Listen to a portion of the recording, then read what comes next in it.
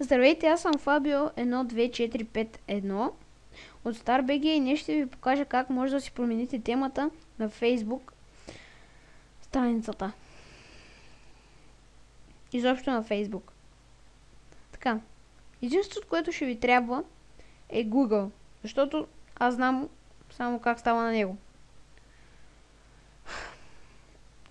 Трябва да идите на Google, на Web Store.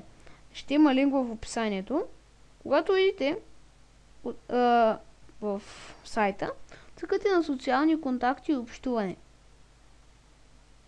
След това отивате на препоръчителни и цъкате популярни.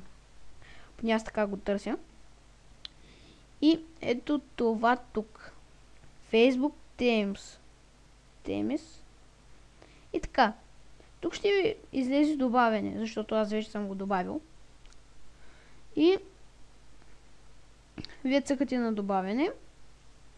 И когато ви се добави, цъкате на стартиране. И отивате първо на Explore. И вече тук си харесвате теми. Но преди това, само да ви покажа, че на моя Facebook всичко е както си е обикновено. Нали? Всичко еднакво. Така. Вече си избирате тема. На която ви харесва. На мен ми харесва ето тази. Да кажем.